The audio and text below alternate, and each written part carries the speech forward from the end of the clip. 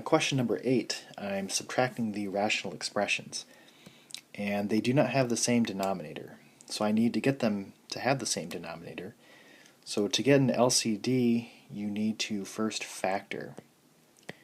So this first fraction will be 8x over x minus 4, x plus 4, because that's a difference in two squares. The second fraction I'm not going to change, but I am going to put a parentheses around it. So I can't really factor that at all. So my LCD,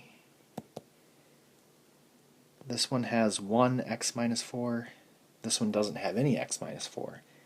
But because I see it once, I need to have an x minus 4 in my LCD. This one has 1 x plus 4, this one has 1 x plus 4. So the greatest number of times I see it in any one denominator is just once. So I just need 1 x plus 4. So that would be my LCD. The left fraction already has the LCD, so I don't need to really do anything with that. But the second fraction, it's missing an x minus 4. So I need to multiply by x minus 4 over x minus 4.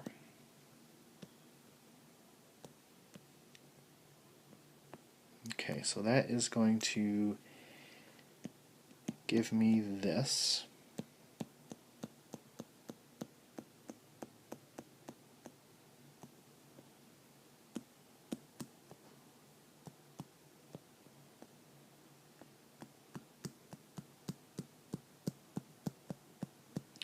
So I've distributed just a positive 5 to get this. But we do need to deal with this negative. And this negative does apply to both of those. So whenever you decide to use it, you can use it at different steps in the question. I'm going to distribute it right now, but if you wanted to distribute it here, you could, as long as you get the same answer.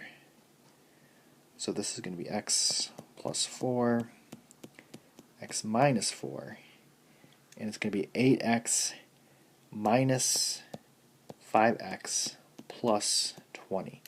So that really gets distributed, and we must reverse our signs on both the 5x and the negative 20 to be negative 5x plus 20.